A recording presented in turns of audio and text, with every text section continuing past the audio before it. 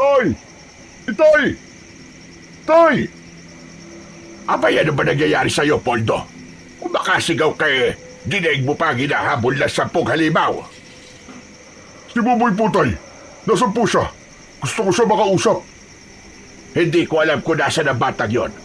Kala ko ba sumunod sa'yo kanina at maghihingi daw siya ng pambili ng tinapay. Teka, sandali lang. Bakit mo ba hinahanap ang apo ko, ha, Poldo? Yang batang yan, gumawa na naman ng kalokohan. Doon pa sa babaeng yun. Ipinahiya na naman ako sa barkada ko. Lintik talaga. Mapapatay ko na ang batang yan. Abay, bakit mo naman papatay ng apo ko? Saka bakit ka naman mapapahiya? Gaano ba kalaki na gawa niyang kasalanan at nang gagalaiti ka ng ganyan, ha? Basta, si Buboy ang gusto ko makausap. Alam naman ng batang yun na hanggang langit ang galit sa akin ni Susan. Abay sa babaeng yung pa siya nakagawa ng kasalanan. Bakit parang apektado ka? Ano bang kasalanan ni Buboy at napasugod ka pa rito, ha? Teka, mukhang nakainom ka na naman ng anak, ha?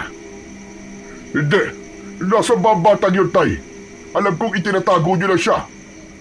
Hindi ko siya itinatago, Poldo. Kaya huwag kang magsisisigaw dyan.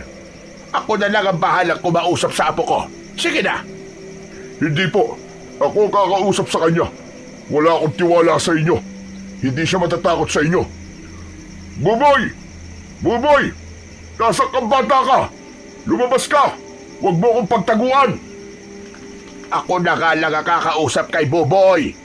Hindi mo siya pwede kausapin hanggat hindi lumalamig ang ulo mo. Tumabi kayo dyan, Tay. Umalis kayo sa harapan ko. Bakit ba kayo nakikialam, ha? May pakialam ako, Poldo. Hindi ako makakapayag. Nasaktan mo ulit ang apo ko. Ikaw pa naman kung makapalo ka sa bata parang kalabaw ang hinahampas mo. Saka hindi pa malinaw kung ano naging kasalanan ng apo ko. Kaya bago mo siya husgahan, pakinggan mo muna kung ano ang paliwanag niya. Kay malabo o malinaw, Tay, pag nanakaw pa rin ang dahilan na ikinakagalit ko sa kanya. Buboy! Ano ba? Hindi ka malalabas? Talaga sa babaeng yung pa, ha? Alam niyo bang sinugod ako ni Susan sa inuman at pinagtatatalakan ako doon? Kung umaste, parang asawa ko siya. Ayon! Di lumabas din ang totoong dahilan kung bakit ka nagkakaganyan. Nasasaktan ka dahil galit na galit sa'yo ang babaeng una mong minahal. Umaasa ka pa rin na magkakabalikan kayong dalawa. Sa kayo sinasabi mong kasalanan ng apo ko. Abe, hindi magagawa ni Buboy ang magnakaw. Hindi ko siya pinalaki para matutong magnakaw. Alam ko yan. May tiwala ako sa kanya. Kaya hindi mo sasaktan ang apo ko dahil ako ang makakalaban mo. Ay, pwede ba? Huwag niyo nang ibalik ang nakaraan. Tsaka, tigilan niyo na nga ang pagtatakip sa kasalanan ng apo niyo. Umalis na kayo sa harapan ko at kakausapin ko lamang si Buboy. Alam ko nagtatago na naman siya sa kanyang silid, tama ba? Kaya hindi po kayo umaalis sa tapat ng pintuan niya. Ikaw ang tumigil, Poldo. Hindi ako aalis dito hanggat hindi ka natatahimik. Hindi ka ba naaawa sa anak mo? Takot na takot siya. Takot? Kung takot siya, Tay, hindi niya maiisipang magnakaw. Mula sa loob ng silid ng may 11 taong gulang na si Buboy, ay dinig niya ang galit na boses ng kanyang ama na si Mang Poldo. Kahit na hinaharangan ito ng kanyang lolo Eloy, ay mas lalo lamang itong nagwala at muntik na masira ang kanyang pinto. Pagpasok ni Mang Poldo sa loob ng kanyang kwarto, ay kagad siya nitong hinanap. Habang sa pinagtataguan niyang silong ng katre, ay kitang-kita niya ang maruming paa ng kanyang ama.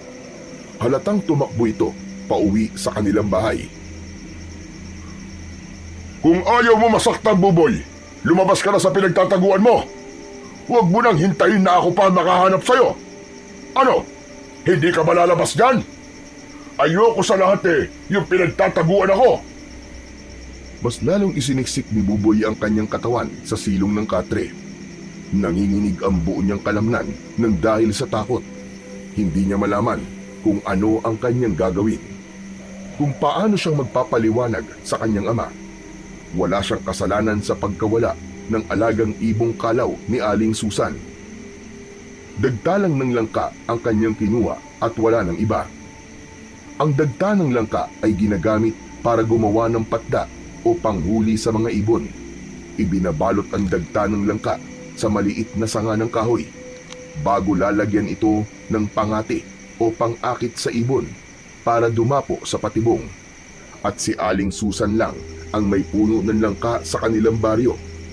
Hindi naman niya akalain magdudulot yun ng malaking kaguluhan dahil sa una pa lang ay kumukulo na ang dugo ni Aling Susan sa kanya. Kaya madalas ay gumagawa ito ng dahilan para pansinin ng kanyang ama.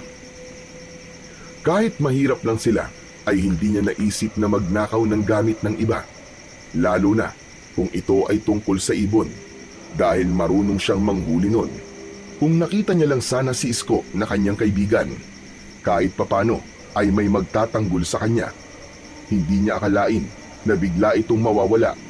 Di sana ay may magpapatunay na wala talaga siyang kasalanan. Ang pagkakamali lang niya ay pumasok siya sa bakuran ng walang paalam. Kaya alam niyang sa pagkakataong ito ay tagilid ang kanyang sitwasyon dahil madalas siyang napapagalitan sa panghuhuli ng ibon. Halos manlaki naman ang mga mata ni Buboy nang yumuko ang kanyang ama. Direkta itong tumingin sa kanyang mga mata habang nakadapa si Mang Poldo sa sahig. Sinasabi ko na nga ba't nandiyan ka lang eh. Halika nga ritong bata ka. Malilintikan ka talaga sa akin. Mabilis na hinawakan ni Mang Poldo ang braso ni Buboy at hinila siya nito palabas ng katre. Sinubukan pa ni Lolo Eloy na pigilan ng anak pero wala ring itong nagawa dahil sa kalagayan nito. Halos umikot ang ulo ni Buboy sa lakas ng sampal ng kanyang ama sa pisngi niya. Bumagsak siya sa sahig na gawa sa kawayan pero hindi pa pala natatapos doon ang pananakit ni Mang Poldo sa kanya. Mahigpit nitong hinawakan ang braso ni Buboy. Aray, tay! Tama na po, tay! Nasasaktan na po ako! Bitiwan niyo po ang braso ko, tay! Tama na po! Talagang masasaktan ka sa akin dahil buong buhay ko, ngayon lang ako napahiya ng ganito. Lintik ka! Kung magnanakaw ka na lang din naman, ang mabuti pa, lumpuhin na lang kita para dalawa na kayo ni tatay na parehong walang silbi. Mga inutil! Tama na yan! Huwag mo saktan ang apo ko! Maawa ka sa anak mo, Poldo! Pambihira ka naman! Isa pa kayo, tay! Kaya lumalaki ang ulo ng batang to dahil kinakampiyan nyo. Palibasa, wala kayong ibang alam kundi ang makialam sa buhay ko. Huwag mo ko madamay-damay sa galit mo, ha, Poldo? Ginagawa ko ang lahat para maging mabuting ama sa'yo. Kaya hindi ko maintindihan kung bakit lumaki ka ng ganyan. Kahit kailan, hindi ka nakatikim ng palo mula sa akin. At ang pangingailam ko sa buhay mo, yun din ang naging dahilan kung bakit ako nalumpo. Na dahil sa madalas mong pag-iinom ng alak noon, pinagtripan ka ng mismong kainuman mo. Pero anong ginawa mo? Pagkatapos kitang mailigtas, iniwan mo na lang ako ng basta. Bata lang ang kaya mo. Pero yung tapang na yan, hindi mo nagamit sa mga kalaban mo. Kaya wag mo kong pagsasalitaan ng walang silbi. Dahil ikaw ang may gawa nito sa akin. Wala akong pareon sa mga kadrabahan nyo, tay. Kasalanan nyo kung bakit kayo nalumpo. Huwag niyong isumbat sa akin ang kahinaan nyo. Pero ang batang ito, iba ang kaso niya. Hindi ko matatanggap na isang bata lang ang dudungi sa pangalan ko. Bakit, Poldo? May iniingatan ka pa bang pangalan, ha? Wala na. Sirang-sira ka na sa mga tao dahil dyan sa mga pinagagagawa mo. At kaya ka siguro iniwan ng mga napapangasawa mo ay dahil sa pagiging inutil mo. Gagawin ko ang gusto ko sa batang ito para magtanda. Huwag niyo akong pilitin na pati kayo ay masaktan ko. Sige, subukan mo na nasaktan ako at hindi ako magdadalawang isip na palayasin ka sa pamamahay ko. Bitiwan mo ang apo ko. Wala kang karapatang magturo sa kanya ng leksyon dahil ultimo sarili mo ay hindi mo kayang ituwid. Tay, Lolo, tama na po. Sa sobrang galit ni Mang Poldo kay Buboy, ay patulak nitong binitiwan ang braso ng anak. Bumagsak si Buboy sa sahig. Saka lang niya naramdaman ang mga pasa sa kanyang payat na katawan. Halos hindi siya makatayo at dahil sa awa ay napilitan si Lolo Eloy na gumapang papalapit sa kanya. Lo, ang sakit po ng ngita at katawan ko. Yung labi ko rin po may dugo. Paano na po ako haharap sa mga tao nito? Nasisiguro ko na pagtatawanan na naman po nila ako. Oo, Apo. Nakikita ko. Patawarin mo ko, Apo. Wala man lang ako nagawa para tulungan ka.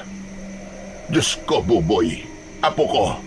Hindi ko akalain na mararanasan mo ganitong kalupit na pagpaparusa mula sa iyong ama. Tanging ang mahigpit na lamang na yakap ang ibinigay ni Lolo Eloy para sa apo na walang tigil sa pag-iyak. Masamang-masama ang loob ni Buboy dahil hindi man lang niya naipaliwanag sa kanyang ama ang totoong nangyari sa kanya. At kung magkakaroon man siya ng pagkakataon na sabihin dito na wala siyang kasalanan, ay natitiyak niyang hindi rin siya nito paniniwalaan. Umagos ang masaganang luha sa kanyang mga mata at gumanti ng yakap sa kanyang lolo. Lolo, bakit po ba ganun si tatay? May nagawa po ba akong pagkakamali sa kanya? At palagi na lang po niya akong sinasaktan. Wala, Apo. Wala kang kasalanan sa kanya. Mabuti kang bata. At alam kong hindi mo magagawa ang magnakaw ng pag-aari ng iba. Ano ba ang nangyari? Bakit ka ba pinagbibintangan ni Susan na magnanakaw? Wala po talaga akong kasalanan, no? Hindi ko nga po alam na nawawala po ang ibong kalaw na matagal na pong inaalagaan ni Aling Susan eh. Hindi ko nga po alam na may ibon dun eh. Naniniwala naman ako sa iyo, Apo. Halika, tumayo ka muna at tulungan mo akong umupo sa upuan para magamot ko ang sugat mo at pasa. Tignan mo, hindi pa man magaling ang una mong pasa may kasunod na naman. Hindi ko na alam talaga kung ano gagawin ko sa ama mo. At may masyado na siyang nalululong sa kakainom niya ng alak. Kaya ako na ang humihingi ng pasensya sa lahat ng nagagawa niya sa iyo, Apo. Wala naman po kayong kasalanan eh. Ako na lang po ang gagabot ng sugat ko, Lo. Parang gusto ko na po munang magpahinga. 3 araw na nagkulong sa kwarto si Buboy na hindi siya lumalabas para harapin ang ama. Hindi siya nagpapakita sa mga tao dahil hinihintay na muna niya na gumaling ang mga pasa niya sa katawan. Kapag magluluto naman ang kanyang ama para sa kanilang tanghalian at hapunan, si Lolo Eloy ang madalas na magdala sa kanya ng pagkain. Kahit isang beses ay hindi rin niya nakita si Mang Poldo na sinilip siya sa kanyang kwarto. Isang hapon, sa tapat ng kanyang bintana, napabalikwas siya ng bangon nang makita niya ang isang ibong kalaw. Inakala niya na baka ito ang nawawalang ibon ni Aling Susan. Naisip niyang sundan ng ibon kung saan ito dadapo nang kahit paano ay magkakaideya siya kung saan niya ilalagay ang kanyang patda. Huhulihin niya ito at ibabalik niya sa ginang. Pero hindi pa man siya nakakalukso sa kanyang bintana ay lumipad na ito sa impapawid. Akma na sana siyang lalabas sa kanyang silid nang marinig niya ang boses ni Lolo Eloy. Gabi yun at kasalukuyang naghahapunan sa kusina ang mga ito na malapit sa kwarto ni Buboy. Kaya naririnig niya ang mga pinag-uusapan ng mga ito. Talaga bang hindi na kayo mag-uusap ni Buboy, ha? Pwede po ba, Tay? Nasa harapan po tayo ng pagkain. Huwag niyo akong tatanungin tungkol sa batang yun at nawawalan ako ng ganang kumain eh. Kahit sinabi ko na sa iyo na wala siyang kasalanan. Wala siyang alam sa pagkawala ng ibong kalaw ni Susan. Ang pagkakamali lang daw niya ay pumasok siya sa bakuran ng may bakuran nang walang paalam. Yun naman po pala eh. May kasalanan pa rin siya. Mabuti nga, ibon lang ang nawala. Paano kung nagkataon na may namatay sa loob ng bahay ng babaeng yun at siyang nakitang huling pumasok? Eh di siya ang pagbibintangan. Ang totoo, yun ang naging dahilan kung bakit ko siya nasaktan. Siya lang po ang iniisip ko, Tay. Pero mali pa rin ang ginawa mong pananakit sa kanya, Poldo. Talaga ba sarado na ang isip mo, ha? Hindi mo na ba siya kayang patawarin? Ay nako, Tay, pwede ba? Huwag na natin pag-usapan ang tungkol sa batang yun. Umiinit lang ang ulo ko eh. Dahil sa kabila ng pagmamahal at pag-aalaga natin sa kanya, ay ito pa ang igaganti niya. Ano bang klaseng ganti sinasabi mo, Poldo? Anak mo siya at tungkulin mong itama ang bawat pagkakamali niya. Ganun naman talaga ang ginagawa ng magulang sa anak nila. Isa pa, kung nanghuhuli man ang anak mo ng ibon para ibenta sa palengke, sa atin din naman nauubos ang perang kinikita niya, hindi ba? Hindi po, Tay. Sa inyo lang napupunta ang pera na sinasabi nyo dahil sa gamot nyo na hindi ko akalaing galing sa nakaw. Ay nako, ewan. Ayoko nang kumain. Nakakainis. Nawalan na ako ng gana. Hindi nakaw ang pera binibigay sa akin ni Buboy. Kaya ba tinitiis mo na lang ang anak mo na hindi siya kausapin dahil iniisip mo kaya niyang gawin na magnakaw? Narinig ni Buboy ang malakas na pagbagsak ng kamao ni Mang Poldo sa lamesa. Kasunod ang paglagabog ng bangko sa kusina.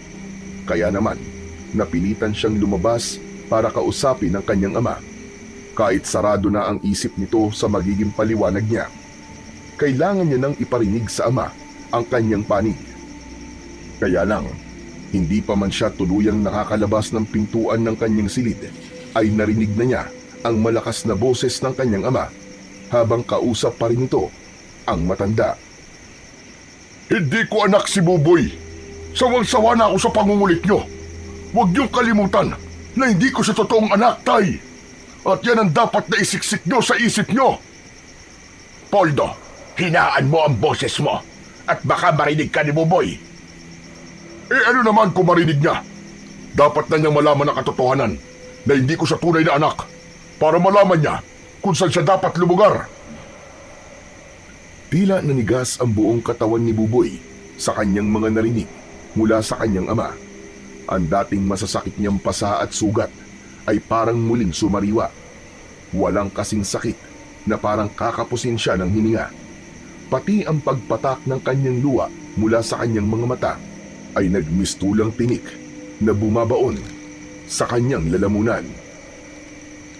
Tay, totoo po ba yung sinabi niyo? Hindi niyo po ako totoong anak. Ampun niyo lang po ako. Si Lolo Eloy na biglang nanginig ang labi nang tumingin sa kanya ay hindi kagad nakapagsalita. Maging si Mang Poldo na may bakas din ng pag-aalala sa muka ay hindi kagad sumagot sa tanong ng bata. Sa halip, umupo itong patagilid sa lamesa at hindi tumingin sa kanya. Narinig mo naman, hindi ba? Hindi kita anak. May nag-iwan sa amin ang lolo mo dyan sa tapat ng pinto natin. Kaya ngayong alam mo na hindi ka naming totoong kadugo, siguro naman, babawas-bawasan mo na ang pagpapasaway sa amin ng lolo mo. Alam niyo pong hindi ko magagawang makialam ng gamit o pag-aari ng iba. Pero ang dali niyo pong maniwala sa sinasabi ni Aling Susan. Dahil hindi niyo naman po pala ako totoong anak. Mas matatanggap ko po ang araw-araw niyo akong saktan kaysa ang malamang nagsisinungaling kayo sa akin. Apo, Sino po ang totoong magulang ko? Abay malay ko, basta dumating ka na lamang sa buhay namin. Nakalagay ka lang sa karton at iniwan ka ng nanay mong walang kwenta. Kaya hindi kami nagkatuluyan ni Susan dahil dumating ka sa buhay ko. Kasalanan mo kung bakit tumanda kung walang asawa. Tapos ganyan pa ang gagawin mo. Parang pinipiga ang dibdib ni Buboy nang makitang walang bakas ng awa sa mukha ng ama para sa kanya. Kahit alam nitong para siyang dinudurog ng mga oras na yon. Pasigok-sigok na siya na napapaiyak si Buboy at tumalikod sa dalawa. Apo, teka, sandali lang. Saan ka pupunta? Pabayaan niyo siya, Tay. Tutal napalaki na natin siya. Kaya na niyang mabuhay mag-isa. Tumigil ka nga, Poldo. Wala kang puso. Hindi mo naisip kung ano nararamdaman niya. Walang kasalanan si Buboy. Wala siyang alam sa naging buhay mo. Pero saan dahilan, Tay? Hindi natin maitatago sa kanya ng matagal ang tungkol sa pagkatao niya. Kahit na. Hindi sana sa ganitong pagkakataon. Hinintay mo sana dumating ang araw na maiintindihan niya bago mo ipagtapat sa kanya ang totoo. Maawa ka naman sa bata. Eh ako po, tay, naisip niyo marin ba kung ano nararamdaman ko? Nang iwanan ako ni Susan, biglang gumuho ang mundo ko noon dahil minahal ko siya ng lubos.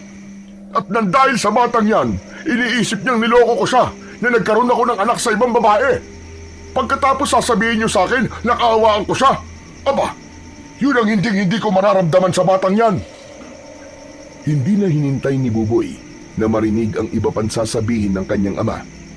Dala ng matinding sama ng loob, kahit madilim ang paligid, ay umalis siya sa bahay nila. Tumakbo siya nang walang tiyak na patutunguhan. Pati na ang masagalang luha na umagos sa kanyang pisngi ay nagmistulang apoy na pumapaso sa kanyang balat.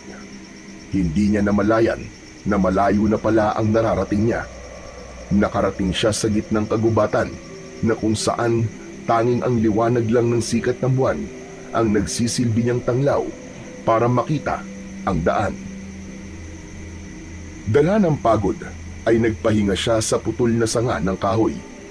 Isinubsob niya ang kanyang muka sa dalawa niyang tuhod, habang ang kanyang dalawang braso ay nakataklob sa kanyang muka. Humagulgol siya ng iyak at muling naalala ang lahat ng mga pinagdaanan niya sa kamay ng kanyang ama. Pero naramdaman niya na parang hindi siya nag-iisa sa lugar na yon. Dahan-dahan siyang nag-angat ng muka at nakita niya ang kaibigan na si Isko. Anak ito ni Aling Susan. Kaya hindi niya na naitago ang sama ng loob niya sa ginawa nitong panghiiwan sa kanya sa bakuran ni Aling Susan. Bakit ka ba narito? Ang kapal naman ng mukha mo magpakita pa sa akin pagkatapos ng ginawa ng nanay mo. Sandali lang naman, Buboy. Sinundan kita at narinig ko lahat ng mga sinabi ni Mang Poldo sa'yo.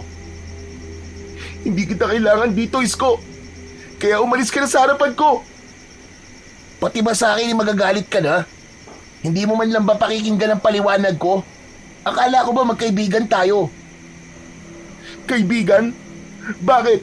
May kaibigan bang nangiiwan sa oras ng kagipitan? Tumayo si Buboy at itinulak ng malakas sa dibdib si Isko. Pero hindi man lang ito natinag. Sa halip ay blanko ang ekspresyon ng muka na hinarap siya nito. Naiintindihan kita kung bakit galit na galit ka sa akin ngayon. Dahil may kasalanan ako sa'yo. Hindi kita dapat iniwan. Hindi ko sinasadya, tol. Pasensya ka na. Pero dahil sa nangyari, nalaman mo na ang tungkol sa totoong pagkatao mo. Sinasabi mo bang dapat pa ako magpasalamat sa nanay mo? Na dapat lang yung nangyari sa akin? Alam mo kung ano ang mga pinagdaanan ko sa kamay ni tatay. Tapos malalaman ko lang na hindi pala niya ako totoong anak. Oo na, Buboy. Naiintindihan naman kita eh. Kaya pasensya ka na talaga sa mga nasabi ng nanay ko sa'yo. Pero hindi yun ang ibig kong sabihin eh. Kaibigan kita. At kapag nasasaktan ka, nasasaktan din ako. Kaya nandito ako, tol. Sasamahan kita. Walang iwanan. Pasensya. May magagawa pa ba ako?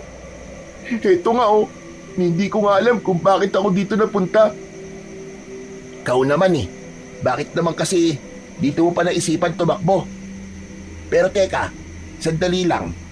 Parang pamilya ng lugar na to ah. Alam ko na kung nasan tayo. Hindi ba't dito ka madalas na maglagay ng bitag sa ibon mo, Buboy? Halika, puntahan natin. Ayun oh, yung mangga na madalas nating akyatin kapag nanguhuli tayo ng ibong kalaw. Teka, sandali lang.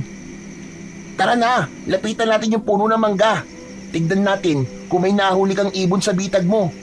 Diba, ilang araw mo na rin hindi nabibisita ang patdang inilagay mo sa punong yon? Tama si Isko. Muntik na niyang makalimutan ang tungkol sa kanyang patda. Tila nakalimutan niya rin ang sama ng loob sa kanyang kaibigan. Nang makalapit na sila sa tapat ng puno, ay tumingala ang magkaibigan. Matingkad ang luntiang dahon ng mangga na kapag natatamaan ng sikat ng buwan ay mas lalo itong gumaganda. Hindi niya nakikita kung may huli na ang kanyang patibong. Malalaman lang niya yon kung aakyatin niya ang puno. Ikaw na lang ang umakyat sa puno, Buboy. Aray! Aray! Ang sakit talaga ng tiyan ko. Parang tinatawag ako ng kalikasan eh. Sus! Nag-inarte na naman. Kahit kailan talaga, palagi ka nalang umaalis. Ganyan din ang sinabi mo sa akin nung bigla mo akong iniwan sa bakuran nyo eh. Sige na, Buboy. Mamaya na lang tayo mag-usap. Ikaw na lang ang umakyat. Ilalabas ko lang muna to. Anak ng putya naman, oo. Pambihira ka talaga, tol eh. Iba rin ang timing mo eh, no? Sige na, ilabas mo na muna yan. Ang baho na eh. Basta wag kang lalayo ah. Baka kasi may huli akong ibon eh. Mahihirapan akong bumaba ng mag-isa. Oo, sige na. Hindi na tinapos ni Isko ang sasabihin ni Buboy. Tumakbo na ito ng mabilis papalayo sa kanya. Iiling-iling na lang na muling sinipat ni Buboy ang itaas ng puno. Parang may nakita siyang liwanag na lumipad sa malagong dahon ng mangga. Hindi na lamang niya yon pinansin dahil mas inisip niya na akyatin ng puno. Kahit papano ay malaki ang kinikita niya sa pagbibenta ng mga ibong nahuhuli niya. Ilang minuto bago niya naakyat ang puno ay bumilis ang tibok ng puso niya nang makita ang ibong natutulog sa kanyang patda. Tama ang kanyang kaibigan. May nahuli na siyang ibon. Nang nilapitan niya ito para sana ay kunin, ay mas lalong nanlaki ang kanyang mga mata. Aha! Pag siniswerte nga naman, oo. Lagot ka sa aking ibong kalaw ka. Kung hindi dahil sa'yo, hindi ako mabubugbog ng ama ko. Lintik lang ang walang ganti. Akma na sana niyang hahawakan ng ibong kalaw nang bigla itong lumipad para dumapo sa kanyang braso. Humuni ito ng malakas na kadalasan naman ay sa umaga lang niya naririnig. Kaya nga binansagan itong orasan ng kagubatan. Dahil nga sa tanghali lamang ito humuhuni. Pero ngayon, habang nakadapo sa kanyang braso ang ibong kalaw, ay parang may kakaiba itong galaw. Bumundol ang kaba sa kanyang dibdib nang makita ang kulay pula nitong tuka at pinaghalong kulay puti at orange na balahibo. Hahawakan niya sana ito ng maigpit, pero sinubukan itong lumipad. Napigilan niya lang ito sa pakpak at sa hindi inaasahang pangyayari ay bumaon ang tatlo nitong kuko sa kanyang braso. Dala ng matinding sakit at pagbulwak ng dugo sa kanyang sugat. Hindi niya napansin ang nabubulok na palang sanga ng puno na nahawakan niya. Diretso ang pagbagsak niya sa lupa, ngunit ang ibong kalaw ay nakawala sa kanyang pagkakahawak. Naiwan ang kuko nitong nakabaon sa kanyang braso. Mas masakit ang sugat niya kaysa sa lakas ng pagkakabagsak niya sa lupa. Sakto naman ang dating ni Isko at patakbong lumapit sa kanya habang nag-aalala. Diyos ko po, ano nangyari sa'yo, Tol? Bakit ka naman nahulog? Aray, ang sakit. Ang braso ko, tinamaan ng kuko ng ibong kalaw. Lintik talaga ang ibon na yun eh. 2 beses niya na akong ipinapahamak ah. Hala, Tol, ang daming dugo. Kaya mo ba tumayo, Buboy? Mabuti na lang pala at hindi ka na pinayan. Sayang nga eh. Nahuli ko na sana yung ibong kalaw na yun. Nakawala pa. Aray, grabe talaga ang sakit ng sugat ko, Tol.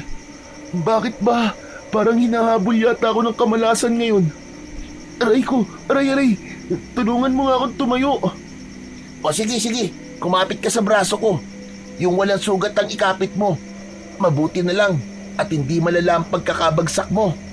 Grabe, ang taas nun ah. Pero ang sakit pa rin ng buong katawan ko. Tol, kaya mo bang bunutin isa-isa ang kuko na nakabaon sa sugat ko? Ano? Baka may infeksyon yan. Hindi yan. Sige na, gawin mo na lang.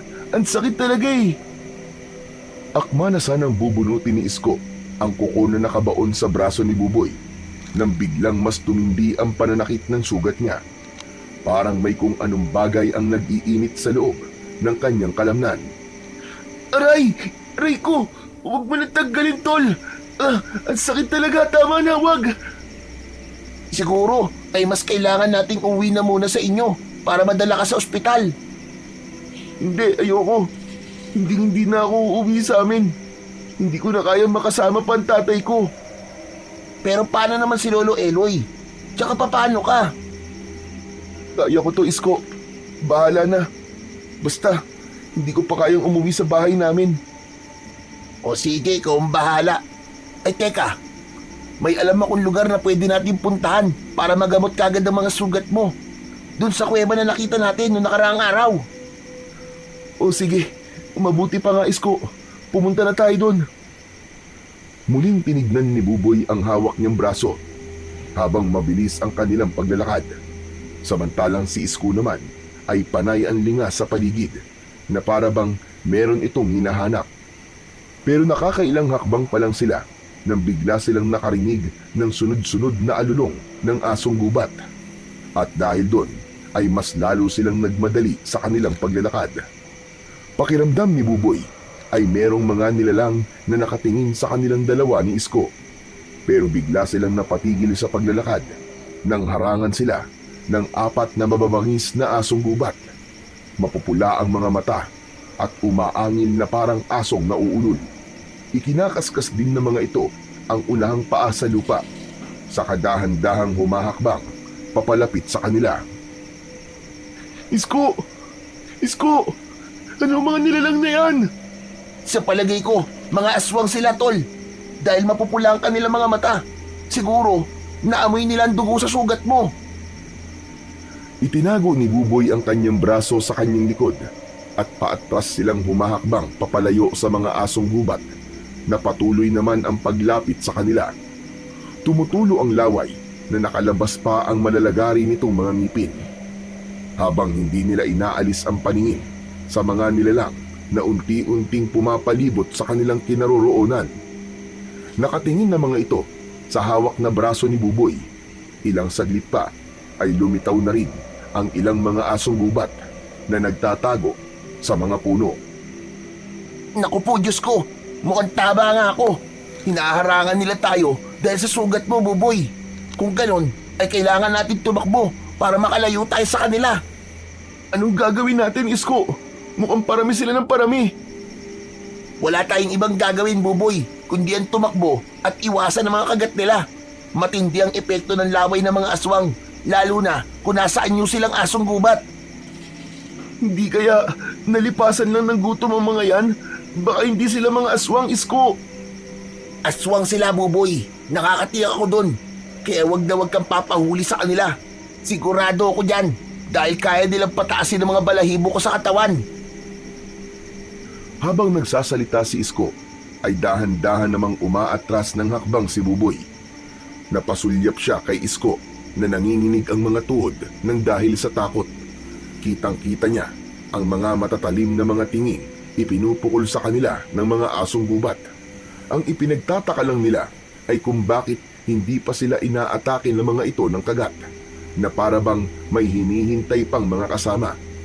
Maya-maya pa ay dumating ang isang kulay itim na asong gubat. Mula sa likuran ng mga kasama nito ay naglakad ito ng papunta sa unahan. Nagulat na lamang sila sa bigla nitong pagtakbo pasugod sa kanilang kinaroroonan, habang ang iba pang natitira ay magkakasabay na rin na umatake. Iniwasan na lang ni Buboy ang mga asong sumusunggab sa kanya. Nang makahanap ng tiyempo at nagkaroon siya ng pagkakataon, ay tumakbo siya ng mabilis. Panay ang lingon niya sa paligid para maghanap ng punong maaakyatan. Kaya lang, sa bilis ng mga asong gubat na humahabol sa kanya, ay hindi na siya nakahanap ng puno. Mabuti na lang at maliwanag ang tingin niya sa daan. Naramdaman niya na nakasunod na rin sa kanya si Isko. Takbo! Bilisan mo, Isko! Malapit na nila tayo maabutan! Isko, bigla sila naging halimaw! Bilisan mo, Buboy! Baka maabutan nila tayo! Dali! Halos hindi na lumalapat ang kanilang mga paa sa lupa nang dahil sa labis na takot. Paglingon nila sa kanilang likuran ay nakita nilang hinahabol pa rin sila ng mga halimaw.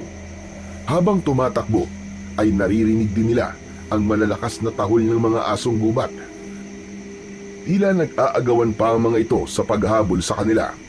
Mas lalong nilakihan ni Buboy ang kanyang mga hakbang sa pagtakbo.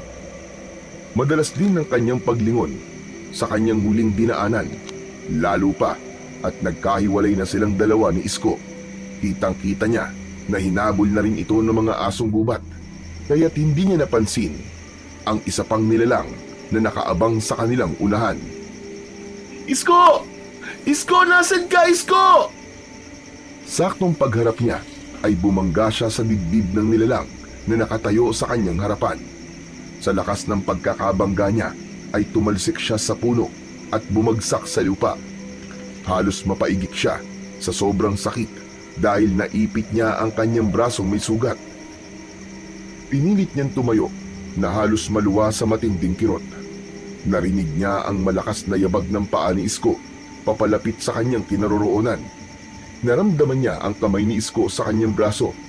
Inalalayan siya nitong tumayo. Saka lang siya nakahinga ng maluwag nang makita niyang ligtas ang kanyang kaibigan. Bilisan mo, Buboy! Tumayo ka! Nandiyan na sila! Aray! Ang sakit ng sugat ko, tol! Buisit! Pag inaabot ka nga naman ng kamalasan, oh! Hindi pa rin napapansin ng dalawa ang nilalang na nakatayo sa kanilang harapan. Biglang natigilan ang magkaibigan at nag-aalalang nagkatinginan. Biglang uminit ang simoy ng hangin, maging ang biglang pagbabago ng amoy ng paligid. Muling sinulyapan ni Buboy ang bagay na kanyang nabangga kanina. Tinignan din yun ni Isko at ganun na lang ang panlalaki ng kanilang mga mata nang makita ang isang halimaw. Meron itong kakaibang anyo. Isang taong ahas, nakangisi itong inilalabas pa ang malasangan nitong dila habang ang buntot nito ay nakalatag sa lupa. Meron itong dalawang kamay na katulad ng sa tao. Ang kuko nito sa mga daliri ay kasing tulis naman ng dulo ng gunting. Habang ang ulo nito ay katulad ng sa ahas. Nakalabas ang mahahaba nitong mga pangil sa bibig na meron pang tumutulo na malapot na laway na may kasamang dugo. Hindi kagad sila nakapagsalita ni ayaw gumana ng kanilang isip ng mga sandaling yon. Lalo na nang tumayo ang nilalang na halos kasing taas ng kanyang amang si Mang Poldo.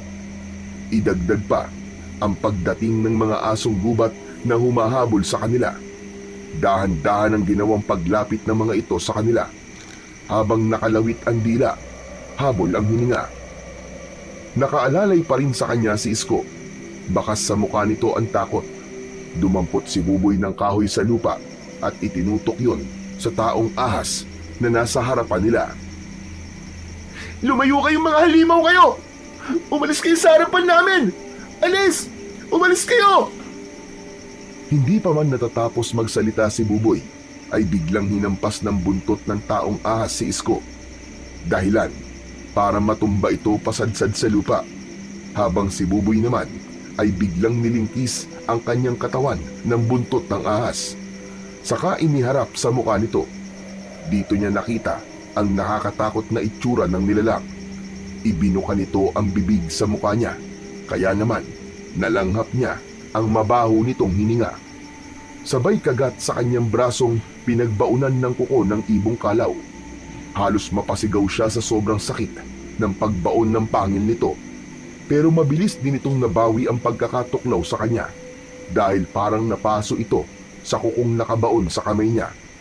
Naramdaman niya ang pagluwag ng buntot ng ahas sa katawan niya. Bumagsak siya sa lupa. Kaagad na lumapit sa kanya si Isko na nangihina na rin dahil sa pagod. Nakita niyang gumapang papalayo ang taong ahas habang humuhuni ng matinis na parang nasasaktan. Diyos ko, kailan ba ito matatapos? Dugo-dugo na naman ang sugat mo, Buboy! Hahakbang na lang sana ang mga paa ni Buboy nang sabay-sabay naman na sumugod sa kanila ang mga asong gubat na papalapit sa kanilang kinaroroonan. Si Isko ang humarap sa mga asong gubat. Gamit ang kamao nito ay pinagsususuntok niya sa muka ang mga hayop. Bawat tamaan ng kamao ni Isko ay bumabagsak ang mga ito sa lupa. Habang si Buboy naman ay namimilipit pa rin sa sakit ng kanyang sugat sa braso. Saktong may dumaan na baboy ramo, kaya naman nabaling ang atensyon ng mga ito sa hayop. Walang awa ang mga ito na nilantakan ang laman loob ng baboy ramo. Nagkaroon ng pagkakataon ng magkaibigan para lumayo sa lugar na yon. Pero biglang natumba si Buboy sa lupa. Nakita niya ang nilalang na nakasagpang sa kanyang damit. Nagkahiwalay din sila ni Isko dahil maging ito ay inatake na rin ng mga aswang. Tulong! Tulungan niyo kami! Aray! Bitiwan mo ang kamay ko! Hayop kang halimaw ka! Pilit na tinatanggal ni Buboy ang ulo ng aso sa kanyang braso. Pero malalim na ang pagkakabaon nito. Nakipagpambuno siya sa nilalang habang naiipit ang kabila niyang braso na may sugat. Mas lalong lumakas ang angin nito habang nakasubsob sa kanyang braso. Biglang lumiwanag ang kuko na nakabaon sa kanyang sugat. Kaya naman, hindi kinaya ng asong gubat ang mahapding pagtama ng liwanag sa mga mata nito. Nakabitaw ang aso sa pagkakakagat sa kanyang braso. Akma na sana siyang tatayo nang humarang ang ibang asong gubat sa kanyang harapan. Pero narinig niya ang malakas na huni ng ibon mula sa himpapawid. Lumipad ang ibong kalaw sa tapat ng mga nakatayong asong gubat. Habang pinapagaspas nito ng malakas ang pakpak, biglang umangil pa atras ang mga aso. Natumba ang mga ito habang bumubula ang bibig na parang nalalason. Nagkikikisay ang katawan nitong biglang nasunog na parang papel. Nagtataka siyang napasulyap sa lumipad na ibong kalaw papalayo. Magkapareho ang kulay ng liwanag na lumabas sa ibong kalaw at sa kuko na nasa sugat niya. Nawala ang sakit ng kanyang sugat na parabang bigla siyang nakaramdam ng malakas na enerhiya sa buong katawan.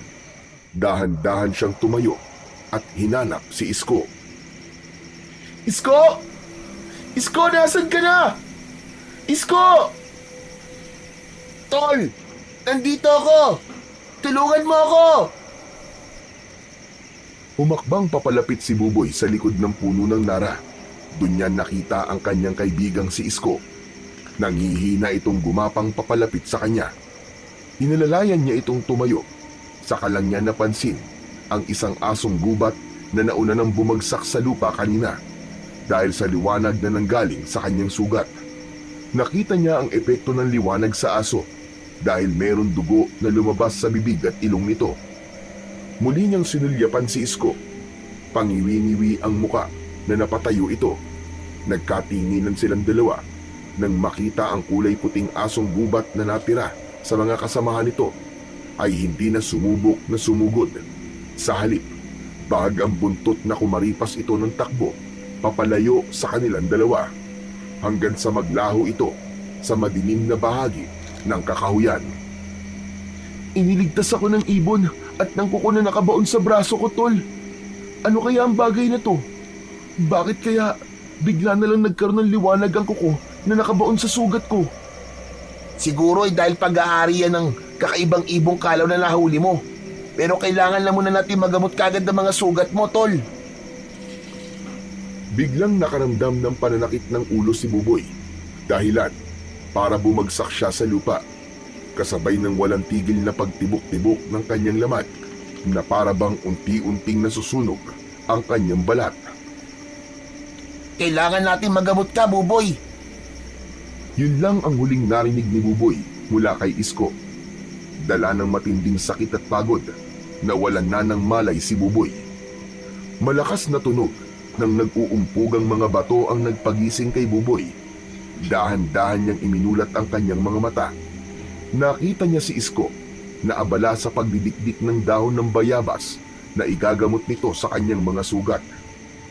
Isang mahusay na albularya si Aling Susan, kaya hindi nakapagtatakang minana ni Isko ang galing ng ina nito pagdating sa panggagamot sa mga sugat. Huwag ka munang bumangon, tol.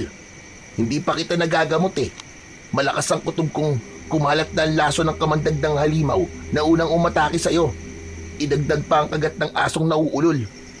Diyos ko, parang ang tagal lang gabing ito. Pati na sa mga nangyayari sa'yo. Patawarin mo ako, Buboy. Hindi ko alam na aabot tayo sa ganito. Gaano na ba ako katagal nakatulog, tol? 1 oras lang naman at didala kagad kita rito. Tama si Kapitan. Hindi dapat Pinupuntahan ng mga tao ang gubat na to dahil sa aswang na bulaw-bulaw na naninirahan dito. Anong sabi mo, Tol? Aswang na bulaw-bulaw? Oo, Buboy. Aswang bulaw-bulaw ang tawag sa nilalang na ang ulo at buntot ay sa ahas. Habang ang gitnang bahagi ng kanyang katawan ay sa tao naman. Magtatanong pa sana si Buboy nang bigla siyang nakaramdam ng muling pananakit ng kanyang sugat. Hindi niya napigilan ang abnormal na pagtirik ng kanyang mga mata. Biglang nataranta ang kaibigan niyang si Isko at mabilis itong tumayo para kumuha ng iba pang maigagamot sa sugat niya. Lumabas ito saglit sa pinuntahang yungib. Pagbalik ay may dala na itong isang kulay itim na bato na merong katamtamang laki. Ito ang ginagamit ni nanay na patambal sa sugat ng kanyang pasyente kapag nakakagat ng aso o natutuklaw ng ahas. Hindi makapagsalita si Buboy dahil naninigas na rin ang kanyang panga. Pati na rin ang kanyang daliri ay hindi niya maigalaw. Gusto niyang sumigaw para humingi ng tulong sa kaibigan. Subalit naging ungol na lamang ang maririnig sa boses ni Buboy. Konting tiis na lang, Buboy. Kapag nawala ang pagkapit ng tambal sa balat mo, mawawala na rin ang pananakit ng sugat mo. Lalong-lalo na sa pinagbuunan ng kuko ng ibong kalaw. Sa ako na lang ipapaliwanag ang mga nangyayari sa'yo kapag nalampasan mo na ang epekto ng mutya ng ibong kalaw. Pagkaraan ng kalahating oras, bigla namang nakaramdam si Buboy ng pananakit ng kanyang ulo, pati na ang panginginig ng kanyang katawan at hindi niya mapigilan ang pagtulo ng kanyang laway. Kasunod, ang pagsusuka niya ng malapot na laway. Nang hawakan ni Isko ang kanyang noo, ay naramdaman din ito na mataas na rin ang kanyang lagnat. Bukod pa dun, parang sumisikip ang balat niya sa braso. Ganun na lang ang panlalaki ng kanyang mga mata nang makitang bukod sa mapula ay namamaga na rin ang kanyang mga kamay. Pero dahil sa paninigas ng kanyang panga, ay hindi siya makasigaw para dumaing sa kaibigan. Tuluyan na ngang hindi niya napigilan ang abnormal na paggalaw ng kanyang buong katawan. Lumabas din ang butlig-butlig sa palibot ng kanyang sugat. Ganon din ang butil-butil na pawis sa kanyang noo. Nang hindi na niya makayanan ang hirap sa paghinga, mahinang sigaw ang lumabas sa kanyang bibig para tawagin ang pangalan ni Lolo Eloy. Lolo Eloy! Salamat at nakapagsalita ka na. Ang ibig sabihin, unti-unti nang nawawala ang lason na kumalat sa dugo mo. Kaya lang, mataas pa rin ang lagnat mo dahil sa 2 sugat mo sa braso. Namimilipit sa sobrang sakit ng kamay si Buboy.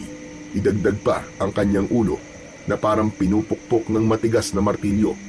At sa kabila ng kanyang nararamdamang sakit, si Lolo Eloy ang naiisip niya dahil baka nag-aalala na ito sa kanya sa hindi niya pag-uwi ng bahay. Pagkalipas ng ilang minutong pananakit ng kanyang sugat, ay biglang nagbago ang kanyang pakiramdam. Kumusta na ang pakiramdam mo, Tol? Bumalik na ang kulay ng labi mo at natanggal na rin ang tambal sa sugat mo. Kaya mo na bang bumangon? Pinakiramdaman niya ni Buboy ang kanyang katawan at nawala na rin ang paninigas ng kanyang daliri sa kamay. Bahagya siyang bumangon at napasandal sa dingding na bato ng kuweba. Hanep pa. Hindi ko alam na mahusay ka palang manggamot ng kagat ng aswang na bulaw-bulaw. Ano ka ba? Dahil nga nanay ko si Aling Susan, di ba? Tol, nabanggit mo kanina ang tungkol sa aswang na bulaw-bulaw at kung bakit matagal nang ipinagbabawal ni Kapitan ang pagpunta sa gubat na to. Ay dahil matagal na rin sigurong umaatake ang halimaw na yun sa mga tao. Tama ka, Tol. Matagal nang inililihim ni Kapitan ang tungkol sa aswang na bulaw-bulaw para makaiwas sa malaking gulo na magdudulot ng takot sa mga tao. Nangyari lamang ito nang makuha ng halimaw ang mutya ng orasan ng ibong kalaw. Ano ka mo? Mutya ng orasan? Anong ibig mong sabihin, Isko? Katulad ng nakuha mo mutya ng ibong kalaw na bumaon dyan sa braso mo, matatanggal mo lang ang mutya na yan kapag nahanap mo na ang mutya ng orasan. Teka, Isko, ano bang pinagsasasabi mo? Hindi kita naiintindihan eh. Marami akong alam, Buboy. Lalo na kung tungkol sa kakayahan ng aswang at ng mutya. Pambihira ka naman, Isko, oh. Ang ibig mong sabihin, nagpapanggap ka lang kanina na wala kang alam tungkol sa mga aswang? Oo, yun lang kasi ang naisip kong paraan para hindi ka masyadong matakot kanina eh. Isa nga pala, ang isa pa palang kakayahan ng aswang na bulaw-bulaw ay ang mag-anyong tao sa araw. Kapag nalaman mo tungkol sa kanila, hindi ka nila tatantanan at papatayin nila pati ang buo mong pamilya. Ang tungkol naman sa mutya ng ibong kalaw ay may kaakibat na misyon. Kailangan mo maibalik ang mutya ng orasan. Ewan ko sa'yo, Isko. Hindi pa rin ako makapaniwalang nasasabi mo sa akin ng mga bagay na yan. Kung hindi lang kita kaibigan malamang iisipin ko na nasisiraan ka na ng ulo. Huwag mo sanang baliwalain ang mga sinasabi ko sa'yo, Tol. Dahil baka mas lalo ka lang mapahamak. Kanina, kahit dalhin pa kita sa ospital, ay mas lalo ka lang masasaktan. Dahil kapag merong taong sumubok na magtanggal sa mutyang nakabaon sa sugat mo, ay lalo ka lamang mapapahamak. Dahil ang may kakayahan lamang na magpagaling sa sugat mo at makaalis sa pagkakabaon ng kuko ay ang mutya ng orasan. Tulungan mo akong mahanap ang mutya na yun, Tol. Ano bang itsura ng mutya ng orasan? Ang itsura ng mutya ng orasan ay kulay itim na bato. Katulad lang din sa itsura ng tambal. Ang kakayahan naman ng mutya ng ibong kalaw ay lumikha ng liwanag na kayang pumatay sa mga aswang. Magkakaroon ka rin ng kakayahang makakita sa dilim. Katulad kanina, hindi ka ba nagtatakang kahit malamlam ang sikat ng buwan, ay inakala mong maliwanag ang iyong paningin? Dahil yun sa mutya, Tol. Paano ako makakatulong sa'yo, Isko, para mahanap ang mutya ng orasan? Mag-iinit ang kuko na nasa sugat mo. Doon mo lang malalaman na nasa paligid mo lang ang nilalang na may hawak ng mutya ng orasan. Kaya lang, kailangan mo mag-ingat dahil ang sugat mo ang magiging dahilan para masundan ka nila. O ano, Tol? Matutulungan mo ba ako? Wala namang mawawala sa akin kung tutulungan kitang mahanap ang mutya. Isa pa, yun lang ang tanging paraan para matanggal ang kuko na nakabaon sa sugat ko. Ilang beses kong nakita ang kakayahan ng mutya, kaya alam kong hindi sila basta-bastang makakalapit sa akin. Salamat, Tol Buboy ah. Salamat sa tiwala. Pero teka, sandali lang.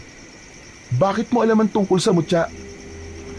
Katulad ng nasabi ko kanina, marami akong alam na hindi alam ng mga tao sa baryong ito. Nandito ako para ibalik ang balanse ng orasan ng kagubatang ito. Sa ganung paraan, matatahimik na ang baryong ito. Kaya ba pinakawalan mo ang ibong kalaw dahil sa mga sinasabi mo sa akin ngayon? Ama ka, Buboy. Nanganganib na silang maubos.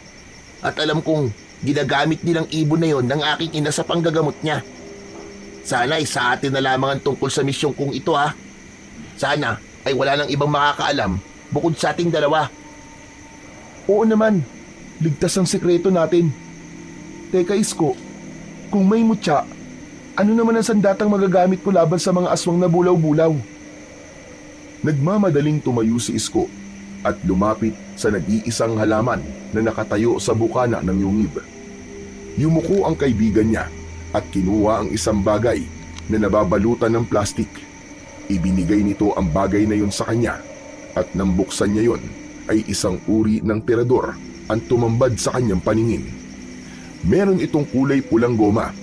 Ang hawakan naman ng tirador ay gawa sa sanga ng kahoy ng kamagong.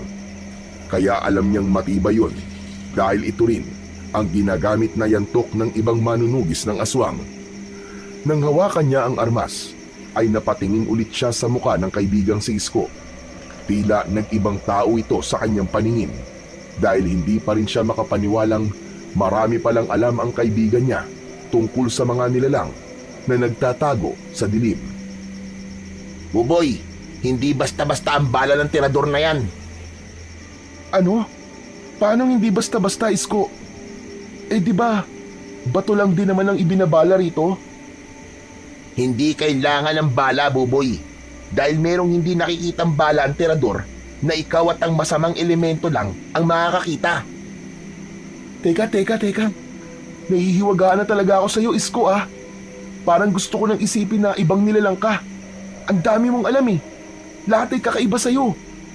Pero alam mo, sa dinami-rami ng mga sinabi mo sa akin, sa tirador na ito, hindi ako makapaniwala. Parang imposible. Parang kalokohan na yata. Isko, hindi kaya pinagtitripan mo lang ako ha? Mukha ba ako nagbibiro sa'yo? Mukha ba kitang pinagtitripan? Bakit hindi mo muna subukang hilahin ng goma? Hawakan mo ang tirador at hilahin mo. Gamit ang kanan mong kamay na mayroong nakabaong kuko ng ibong kalaw. Pambihira ka naman, Isko eh. Paano ko mahihila? Masakit nga ang sugat ko. Hindi na nagsalita pa si Isko. Nanatili itong nakatingin sa kanya na parang naghihintay ito sa gagawin niya. Kaya napilitan na lamang siyang hilahin ng tali at gawin ang utos ng kaibigan. Ganun na lamang ang pagtatakang napatingin siya sa nakatayong si Isko. Hindi siya makapaniwalang totoo nga ang sinasabi nito. Nakita niya ang kulay pulang liwanag na hugis pako. Nang pakawalan niya ang bala ay tumama yun sa pader ng yungib at lumabas yun hanggang sa labas. Walang imposible kapag maniniwala ka sa sandata mo, pati sa kapangyarihan ng mutya ng ibong kalaw. Teka, paano nangyari yun? Diyos ko, hindi ko akalaing may ganitong klaseng armas sa lugar natin. Saka, naigagalaw ko na rin ng mga kamay ko. Kaya magagawa mo ng lumaban sa mga aswang na hindi ka na makakaramdam ng sakit. Pero tatandaan mong hindi ka pwedeng masugatan ng bulaw-bulaw habang nasa kanya ang mutya ng orasan ng ibong kalaw. Makakaramdam ka ng hirap sa paghinga at pagsusuka sa sandaling kumalat ang kamandag sa dugo mo.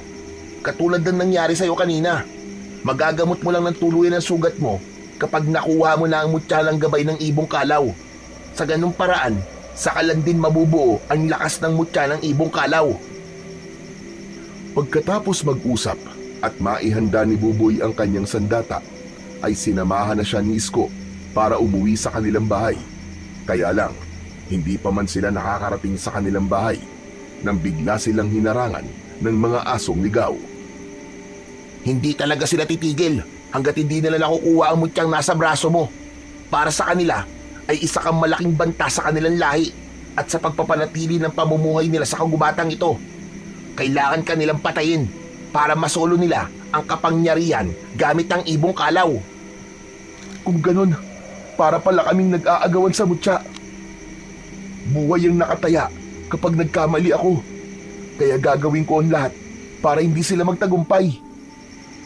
Muling sinulyapan ni Buboy ang mga nilalang na nakatayo sa kanilang harapan. Tama si Isko. Nawala ang kanyang pag-aalala dahil may sandata na siyang magagamit laban sa mga aswang. Pero wala ang inaasahan niyang makakaharap, kaya't dismayado siyang napatingin sa kaibigan. Mas maganda kung mababawasan mo ang mga alagad niya. At kung may nakatataas sa mga asong gubat na yan, ay natitiyak kong malalaman na ng mga aswang na bulaw-bulaw na nasa iyo ang mahiwagang sandata.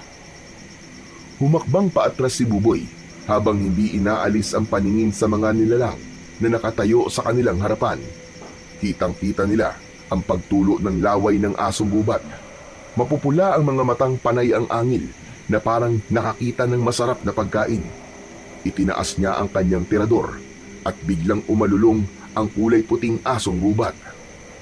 Akma na sanang susugod dito kay Buboy nang maunahan na niya kagad ito ng pag-atake. Kitang-kita niya ang pagtama ng nagliliwanag na bala sa leeg ng asong gubat. Bumagsak ito sa damuhan kasabay ng pagkasunog ng buo nitong katawan. Itinutok niya ang tirador sa isa pang kulay itim na asong gubat. Bago pa ito makakilos ay nabitiwan na niya kagad ang hawak niyang goma. Kitang-kita niya na tumama ang bala sa noo ng asong gubat at lumampas yun sa batok nito. Kaya naman, ang nasa likod ng asong gubat ay nadamay rin sa lumampas na bala. Halos magkakasabay na bumagsak ang mga ito sa damuhan. Tumalsik ang dugo ng mga ito sa kanyang muka. Kaya naman, dala ng matinding galit, ay mabilis niya itong nilapitan, saka malakas niyang sinipa ang tiyan nang wala ng buhay na katawan ng kulay puti at itim na asong gubat. Dahil sa ginawa ni Buboy, ay tumahol ang mga asong gubat na nakakita sa mga nangyari. Bahag ang buntot na kumaripas ng takbo ang mga natitirang asong gubat. Habang si Isko naman ay nananatiling nasa likod niya, sinadya niyang buhayin ng 2 asong gubat para iparating sa kalaban na nakahanda na siyang lumaban para bawiin ang mutyang ninakaw ng aswang na bulaw-bulaw. Buong paghanga niyang pinagmasdan ang kanyang tirador bago sila nagpatuloy sa paglalakad. O paano, tol? Kailangan na nating maghiwalay mula rito. Kailangan ko na rin umuwi eh. Isa lang ang pakiusap ko ha, para maiwasan ang hindi ninyo pagkakaunawaan ng nanay ko. Wag na wag mo kong hahanapin sa kanya. Bakit naman? Para hindi ka na niya pag-initan. Saka, matagal na kasi niyang sinasabing layuan kita eh. Pasensya ka na ha, pero magkikita pa rin tayo sa dating tambayan natin. Kailangan mo munang maitago ang sugat mo sa braso, pati na ang tirador, para hindi ka mapahamak at malagay din sa panganib ang pamilya mo. Pagkatapos magpaalam ni Isko, ay tinalikuran na siya nito. Ilang minuto lang ang nakalipas, ay nakarating siya sa tapat ng kanilang bakuran. Nakita niyang bukas pa ang ilaw sa silid ni Lolo Eloy. Nagmamadali siyang naglakad para lumapit sa bahay. Kaya lang, hindi niya akalaing makikita roon si Aling Susan. Nakatayo ito sa balkonahe habang nakatalikod sa kanya at nakatingin sa pintuan. Nanatili siyang nakatayo habang hinihintay kung ano ang sunod na gagawin ng babae. Naging palaisipan naman para sa kanya kung ano ang ginagawa nito sa tapat ng bahay nila. Hindi kaya hinahanap niya si Isko dito? Naalala ko, nang una kami magkaharap, galit na galit siya sa akin. Kaya imposibleng pumunta siya rito para kausapin ako. Hindi nagtagal ay umalis din ito sa tapat ng kanilang bahay. Dumaan ito sa gilid ng kanyang kwarto at naramdaman niya ang pag-iinit ng mutya sa kanyang braso, pati na ang kasamang kirot mula sa kanyang sugat. Napansin din niya na gumalaw ang dahon ng puno ng bayabas sa gilid ng silid ni Lolo Eloy. Kaya sa kakaibang pakiramdam niya, sinubukan niyang sundan si Aling Susan, pero hindi niya na ito naabutan. Nagpalinga-linga pa siya sa paligid dahil hindi pa rin nawawala ang pag-iinit ng kanyang mutya. Kung ganon, nasa kanya pala ang mutya ng orasan. Pero paanong nangyari yun? Ito pa naman ang ina ni Isko. Alam kaya niya ang tungkol sa totoong pagkatao ni Aling Susan? Kaya ba tinulungan niya ako? Iiling-iling na lang na pumasok si Buboy sa loob ng kanilang kusina sa pag-aakalang hindi siya makikita ni Mang Poldo. Pero nagkamali siya. Nakita niyang nakatalikod sa kanya ang kanyang ama. Katulad ng dati ay umiinom na naman ito ng alak. Itinago na muna niya ang kanyang tirador at sugat sa braso bago maingat na naglakad papunta sa kanyang silid. Pero naramdaman siya ni Mang Poldo. Mabuti naman at naisipan mo pang umuwi. Puntahan mo ang lolo mo doon sa kwarto niya nang makita mo kung ano nangyari sa kanya sa pagsunod niya sa'yo. Teka, lumpo si Lolo at hindi po siya basta-bastang makakasunod sa akin. Tumayo ang kanyang ama at galit na dinuro siya nito sa kanyang muka. Pagkatapos ay binato siya ng hawak nitong baso na tumama naman sa kanyang tiyan. Yun na nga masama eh. Lumpo na nga ang ama ko. Pinahihirapan mo panlintik na bata ka. Nang dahil dyan sa kadramahon mo, ginamit niya ang ipon niya para ipambayad sa mga tanod para lang hanapin ka. Wala ka talagang kwenta. Ikaw talagang papatay sa amin ng tatay ko. O ano pang tinatayo-tayo mo dyan? Puntahan mo na si tatay at nang makita mo ang bunga ng katangahan yung dalawa. Umalingaw-ngaw ang malakas na sigaw ni Mang Poldo na muntik na niyang mailabas ang kanyang nakatagong braso. Lalo pa at hindi nawawala ang pag-iinit ng kanyang mutya. Kaya alam niyang may masamang nilalang na nasa paligid lang ng kanilang bahay. Naramdaman niya yon magmula nang makita niya si Aling Susan. Nilapitan niya ang silid ni Lolo Eloy. Dahan-dahan niyang itinulak ang pinto at tumambad nga sa kanyang paningin ang namamaganang muka ng kanyang lolo. Pati na ang mga sugat nito sa katawan. May sugat din ito sa talampakan. Hindi na niya napigilan ang kanyang sarili. Napaiyak siya dahil sa awa sa kanyang lolo. Lo, ano po ba nangyari sa inyo? Bakit nagkaganyan po ang mukha niyo?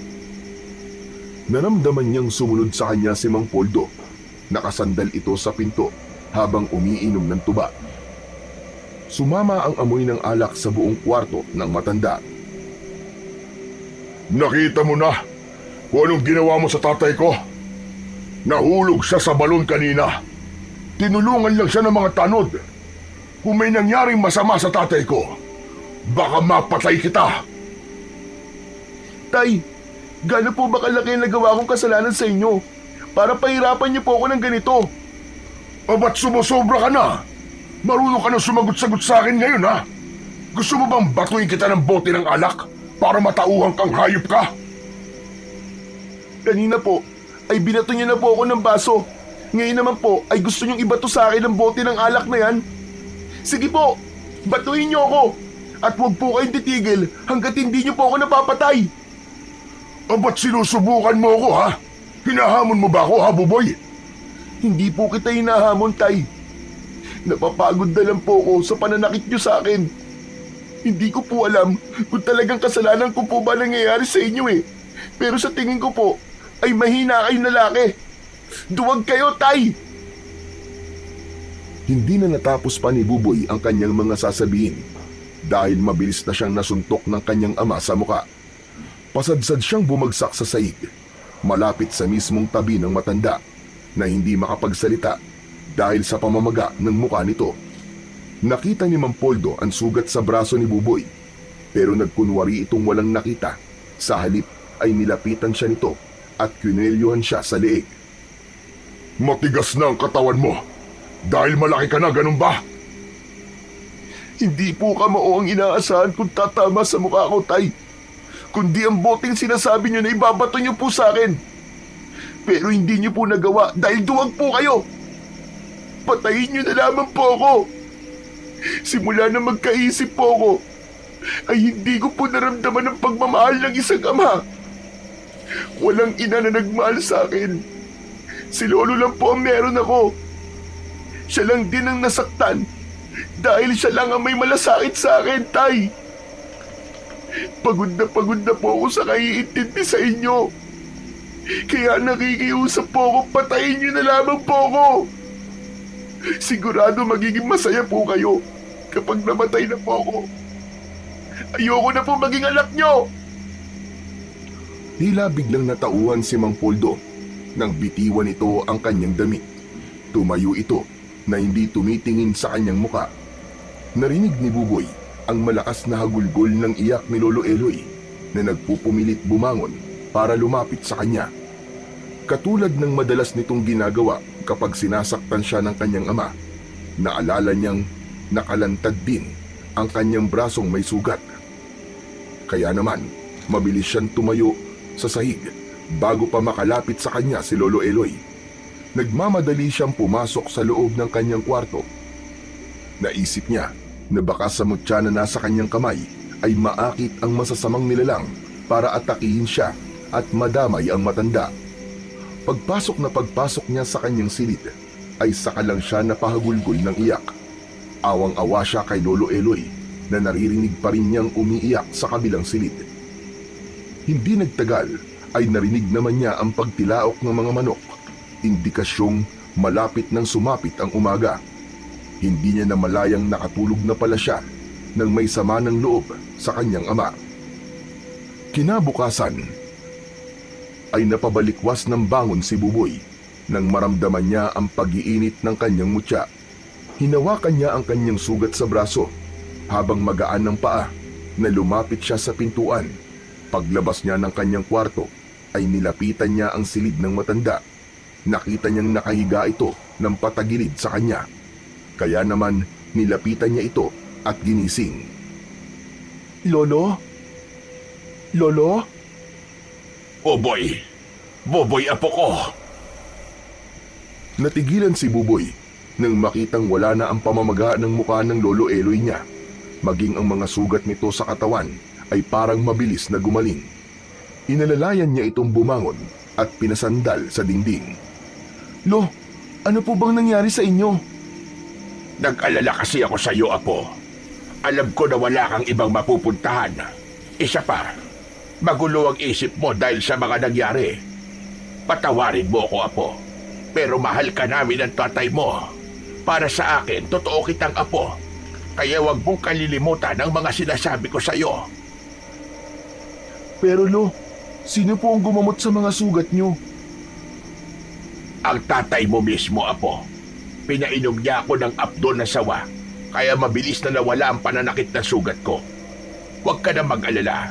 Ang mahalaga ay bumalik ka sa amin at hindi mo na kami iiwan pa. Niyakap ni Buboy ang matanda dahil sa nagbabantang pagpatak ng mga luha nito. Kaya lang, mabilis siya nitong naitulak at lumikot ang matang hindi tumitingin sa kanyang muka. Bakit po, Lolo? Ha? Ay, hindi. Masakit lang ang katawan ko, apo. Teka, may sugat ka sa braso, ha? Kailangan magamot ka agad yan. Teka, paano ba yan? Ito po ba?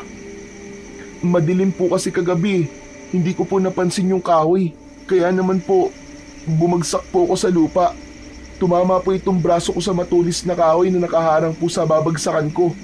Pero ayos na po ako, Lo. Huwag na po kayo mag-alala. Mabilis na itinago ni Buboy ang kanyang braso at napatingin siya sa kabilang direksyon. Sa labas ng bintana ng matanda, nagkatamaan ang kanilang paningin ng babaeng si Aling Susan. Nahuli niya itong nakatingin sa kanya. Ganon din ang pag-iinit ng kanyang mutya. Hinabol niya ito para tanungin kung bakit madalas niya itong nakikitang nakatayo sa tapat ng bahay nila. Kaya lang, nakaalis na kagad ito bago pa man siya makalabas ng bahay. Maya-maya pa ay bumalik siya sa silid ng matanda.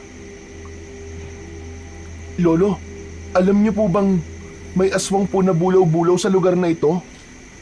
Ano ka mo? At mukhang may hinala na po ako kung sino yun, Lolo. Kaya pala nagiinit ang suot kong mutya dahil kanina pa siyang nakatingin sa atin. Pinakikinggan niya po kung ano ang pinag-uusapan natin. Sandali, apo. Hindi kita maintindihan eh. Ang totoo po may mutya po ng ibong kalaw sa aking braso. Kaakibat ang isang misyon ang paghahanap ko po sa mutya ng orasan ng kagubatan para matanggal ang kuko na nakabaon sa akin sugat. Hindi nakapagsalita si Lolo Eloy. Mataman lang itong nakatingin sa kanya habang nakikinig sa mga sinasabi niya. Naramdaman niya ang pagbukas ng pintuan ng silid ni Mang Poldo, kaya alam niyang nagising na rin ito. Lolo! Lolo! Hindi na po ay nakapagsalita. Ay, pasensya ka na, apo. Hindi ko akalaing ikaw pala ang nakakuha sa mutya ng ibong kalaw. Alam ko tungkol sa mga aswang na bulaw-bulaw, apo. At ang tirador na nasa leeg mo ay alam kong kakaibang sandata na kayang pumatay ng aswang na bulaw-bulaw. Kaya nitong patayin ang mga asong gubat ng magkakasabay. Kaya ng bala niyan na lumampas sa katawan ng patatamaan nito, at kung may kasunod pa itong nilalang, ay kaya rin itong tumagos sa katawan ng mga yon. Ang kasing laki na disingkong pako ng bala nito ay hindi nakikita ng pangkaraniwang tao. Talaga po? Alam niyo rin ang tungkol sa mutya? Tama po kayo, Lo. Kakaibang sandata po ang tirador. Ibinigay po sa akin to ni Isko. Sinong Isko, apo? Matagal ko nang naririnig ang pangalan niya mula sa iyo. Pero hanggang ngayon ay hindi ko pa rin siya nakikita. Si Lolo naman makakalimutin na po yata kayo Anak po ni Aling Susan. Ano ka mo? Anak ni Susan? Apay kailan pa? Lolo, kapitbahay po natin sila. Hindi niyo po ba alam na anak ni Aling Susan si Isko? Talagang matalino ang nilalang na yon. Paano magkakaroon ng anak si Susan? hindi na nga siya nakapag-asawa dahil sa pananakit ng ama mo sa kanya. Niloko siya ni Poldo, hindi ba? Kaya nga galit na galit siya sa'yo. Dahil wala siyang anak, samantalang si Poldo, meron na. Teka, totoo po bang sinasabi niyo, Lolo? Pero sino po si Isko? Matagal ko na po siyang kasama eh. Ang totoo, magkasama lang po kami sa gubat eh. Teka, bakit po kaya nagsinungaling siya sa akin? Malalaman mo rin naman ang katotohanan sa baryong ito. Ang mabuti pa ipagtapat ko na rin sa'yo ang tungkol sa mga elementong naninirahan sa lugar na ito. Si Isko na may-ari ng tirador ay hindi pangkaraniwang nilalang. Hindi siya isang tao, Apo. Isa siyang engkanto na nagbabantay sa mga ibong kalaw sa pagpapanatili ng balanse ng kalikasan. Siya mismo ang pumili sa iyo dahil may dahilan siya para ibigay sa iyo ang mutya. Teka, Lo, naguguluhan ako eh. Ano naman pong dahilan? Sa bagay na yan, Apo, siya lang ang makakasagot niyan sa iyo. O di kaya alam niya na rin ang tungkol sa iyong pagkatao, kaya kanya nilapitan. Ano na naman ba pinag-uusapan nyo, ha? Tay, Napatayo sa gulat si Buboy at napatingin siya sa kanyang ama. Nakakunot ang noo nito na may dalang maitim na likido para sa kanyang lolo Eloy. Madalas niyang nakikitang iniinom yun ng matanda. Yun ang apdo ng sawa. Tumabi ka nga. Naaalibadbaran ako kapag nakikita ko yung pagbumuka mo eh. Kaya aga-aga pinapainit mo ang ulo ko. Poldo naman, nagsisimula ka na naman ba? Ewan. Hindi na nga nagsalita si Buboy. Sa halip pinagmasdan na lamang niya ang kanyang ama na dumaan sa kanyang harapan. Bigla siyang nakaramdam ng pananakit ng kanyang sugat. Dahilan para bumagsak siya sa saig na gawa sa kawayan. Nilapitan kagad siya ni Mang Poldo at nahawakan siya sa braso. Buboy, ano ba nangyayari sa'yo? Tay, ang sakit po ng sugat ko. Ramdam na ramdam ni Buboy ang panginginig sa katawan ni Mang Poldo nang makitang hindi siya mapakali dahil sa sakit.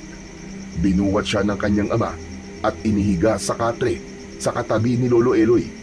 Hindi niya inaasahan na biglang nawala ang galit nito sa kanya at napalitan ng matinding pag-aalala. Tay, kayo na po muna ang bahala kay Buboy. Kailangan ko pong humanap ng albularyong titingin sa kanya. Sige, Poldo, bilisan mo at baka gabihin ka sa daan. Sa kabila ng sakit na nararamdaman ni Buboy, ay masaya siyang malaman na nag-aalala rin pala sa kanya si Mang Poldo. Kitang-kita niya ang pag-aalala sa mga mata nito. Yun ang kauna-unahang pagkakataon na naramdaman niya ang pagmamahal nito para sa kanya. Alam mo bang, nalaman kong naghanap din sa'yo si Poldo. Ayaw niyang aminin, pero alam ko na mahal ka ng tatay mo. Isa pa, nakita mo ba naging reaksyon ng mukha niya kanina? Lolo, ang buong akala ko po hindi po ako mahalaga sa kanya. Nagkamali po pala ako. Walang mali sa'yo, Apo. Hindi lang niya kagad naisip na hindi niya kayang mawala ka sa kanya. Ang mali lang talaga sa kanya ay ang pagpapakita niya ng kasamaan ng ugali niya sa'yo. Natauhan siya sa mga sinabi mo sa kanya. Masaya kung natanggap ka na niya, Apo. Sana'y ikaw rin. Mapatawad mo na sana ang iyong ama. Gabi na nang makabalik si Mang Poldo. Nakita niyang si Aling Susan ang katabi nitong nakatayo sa labas ng kanilang balkonahe. Nawala na rin ang pananakit ng kanyang sugat, kaya hindi na niya kailangan ang tulong ng lihim niyang kalaban. Nagkatinginan sila ni Lolo Eloy at napansin niyang bumakas ang pag-aalala sa mga mata nito. Lumapit si Mang Poldo kay Buboy at tinignan ang sugat niya sa braso. Nakarating na ako sa bayan at wala akong nahanap na albularyo. Kaya wala nang ibang pagpipilian. Si Susan lang ang albularyo sa baryo natin. Nilunok ko ang aking pride para lang tignan ang sugat mo, Buboy. Tay, Pasensya ka na kung palagi kita napapagalitan, ha. Mali na ikaw ang pagbalingan ko ng galit ko.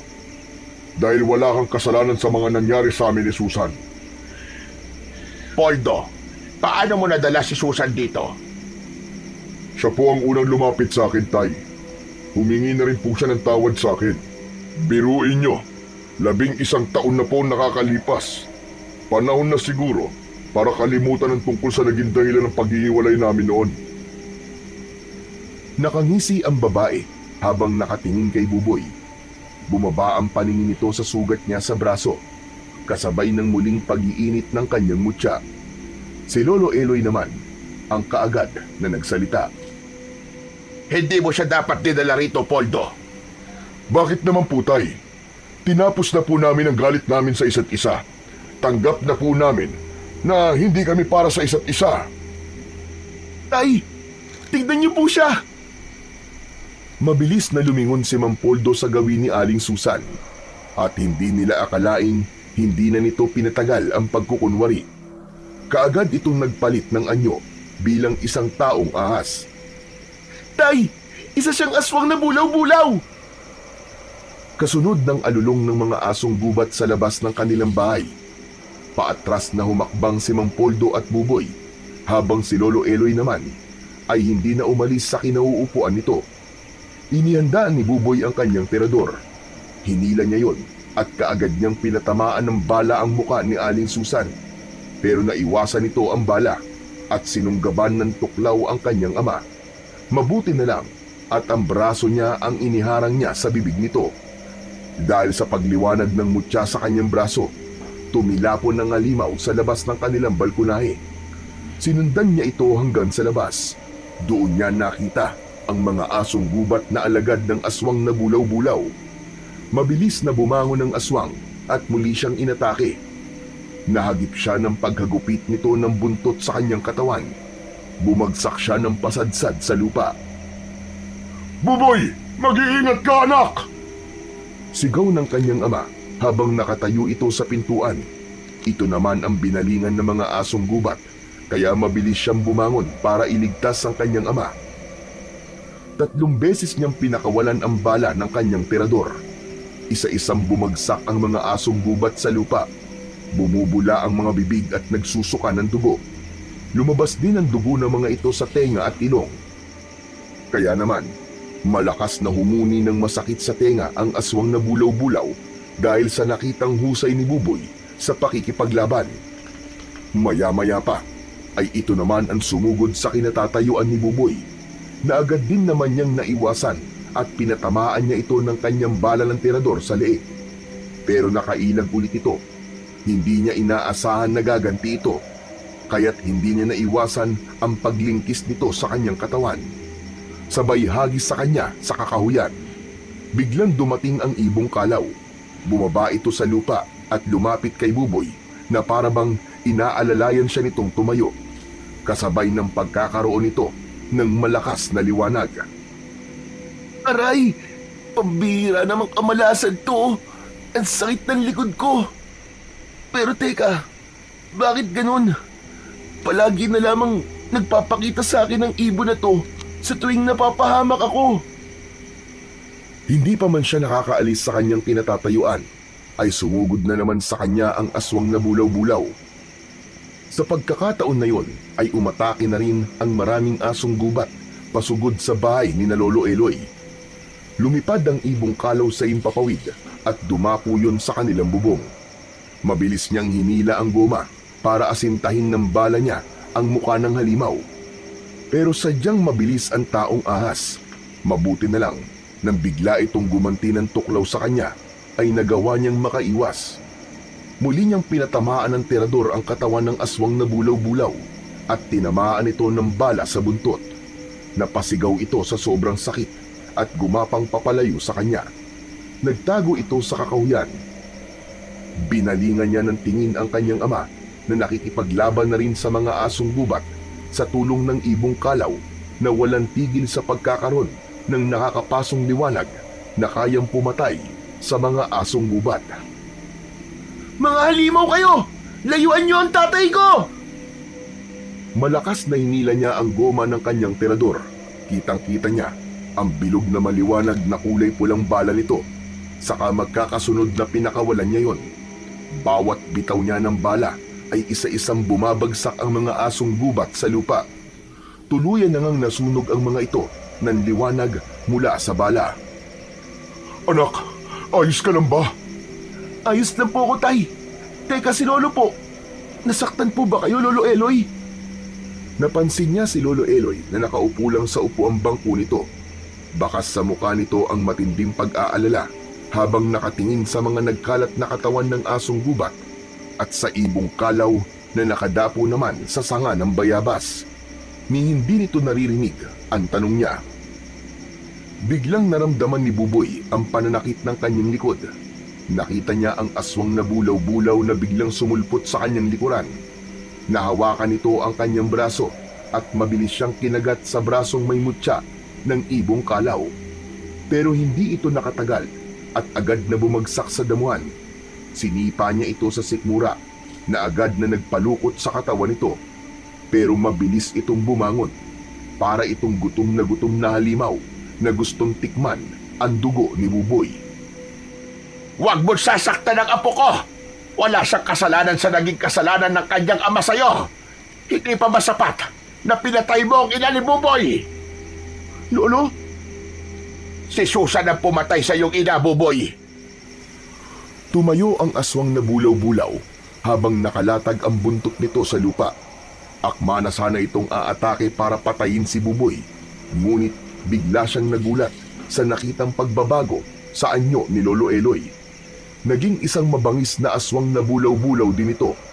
Napasigaw si Buboy sa gulat dahil hindi niya akalaing aswang din pala si Lolo Eloy. Naglaban ang dalawa habang ang ibong kalaw ay lumayo sa dalawang aswang na naglalaban. Tila iniwasan itong madamay si Lolo Eloy sa bagsik ng liwanag ng balahibo ng ibong kalaw. Nakita niyang bumagsak ang halimaw na si Aling Susan sa lupa. Sinabayan niya yon ng pagpapatama ng bala ng tirador sa noo nito. Lumampas ang bala sa ulo ng aswang. Umaangin ito na parang asong galit at mabilis na nilamon ng apoy ang buong katawan nito. Nabigo siyang makita ang mutya ng orasan. Bumagsak sa damuhan ang nangihinang si Lolo Eloy. Mula sa anyo nitong aswang na bulaw-bulaw ay bumalik na ito sa pagiging tao. Lolo! Lolo! Isa po kayong aswang na bulaw-bulaw. Patawarin mo ko, apo. Hindi ako nagkaroon ng lakas ng loob na ipagtapat sa iyo ang katotohanan. Lalo na nang nalaman kong nasa iyo ang mutya ng ibong kalaw. Nang dumating po ako sa bahay, ay naramdaman ko po ang pag-iinit ng aking mutya. Pero hindi ko po naisip na kayo po yun, Lolo. Dahil ang buong akala ko po, si Aling Susan lang po yun. Teka, narinig ko po na siya po ang pumatay sa aking ina. Tama po ba, Lolo? Tama, apo. Kaya dinala kita rito at nagkunwaring may naglagay sa iyo sa pinto. Pero ang totoo, iniligtas kita mula sa galit na si Susan. Ikaw ang anak ni Paula. Pinaniwala ko siyang ampong kita na hindi ka anak ng iyong ama. Paula? Oo, Poldo. Anak siya ni Paula. Anak niyong dalawa. Totoo mong anak si Buboy at hindi siya totoong ampon. Ginawa ko yon para hindi maisip ni Susan na buhay pa ang anak niyo ni Paula. Hindi mo alam na nagkaroon ka ng anak kay Paula. Nang gabing malasing ka at may mangyari sa inyo, sa akin siya lumapit. Kaya lang narinig siya ni Susan. Patawarin niyo akong dalawa. Wala na akong ibang naisip na paraan kung paano ko kayo poprotektahan. Diyos ko, totoong anak pala kita, Buboy.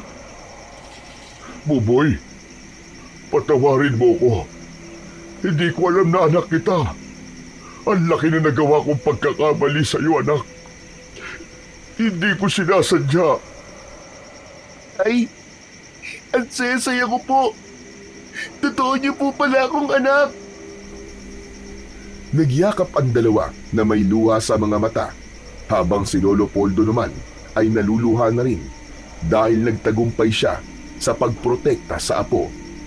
Maya-maya pa ay bumaba ang ibong kalaw sa lupa sa mismong tabi ni Lolo Eloy. Nagulat pa si Buboy nang biglang lumiwanag ang kanyang mutya. Kasabay ng pagliwanag ng ibong kalaw, nagsatao ito at si Isko ang nakita niyang nakatayo sa tabi ng matanda. Ikaw? Hehe, pasensya ka na tol ha. Lahat kami nagsinungaling sa'yo para iligtas ka. Alam kong mali ang ginawa ko, pero desperado na akong mahanap ang mutya ng orasan. Ngayong nalantad na ang totoo kong pagkatao, panahon na siguro para ibalik ang nakuha kong mutya ng orasan. Ano, Lolo? Kung ganun, kayo po nakakuha sa mutyang gabay ng mutya ng ibong kalaw? Tumango ang matanda at iniabot sa kanya ang kulay itim na batong nasa bulsa nito. Nang hawakan niya ang bato, ay kusang lumabas ang kuko ng ibong kalaw sa kanyang braso. Dumikit yun sa mutya ng orasan. Naiwan ng marka ng sugat at bigla siyang nakaramdam ng panghihina sa pagkawala ng mutyang nasa katawan niya. Ibinigay niya yon kay Isko. Ngayon na ibalik na ang balanse ng kagubatan, Isko. Patawarin mo ko kung pati ikaw ay nadamay sa pagprotekta ko sa apo ko. Matatalo ko lang ang bulaw-bulaw kapag nakuha ko ang mutya ng orasan, pati na ang pagtatago sa tunay kong pagkatao.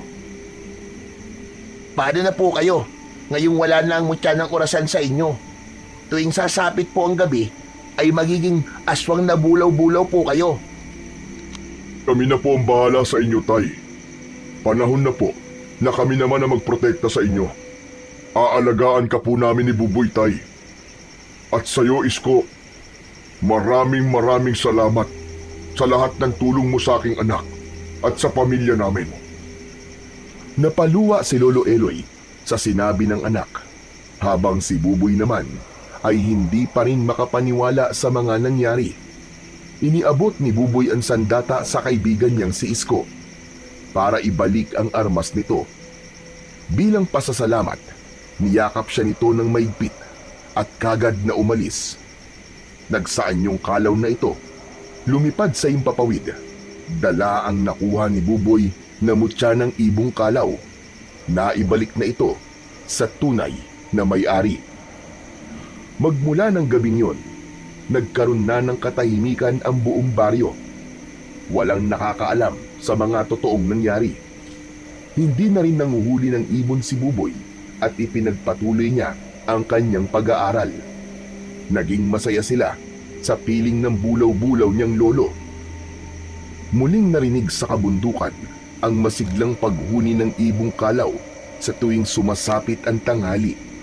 Mistulang naging tunog ito ng bagong pag-asa para sa baryo at muling pagkakabuklod-buklod ng kanilang pamilya na may nag-uumapaw na pagmamahal sa isa't isa.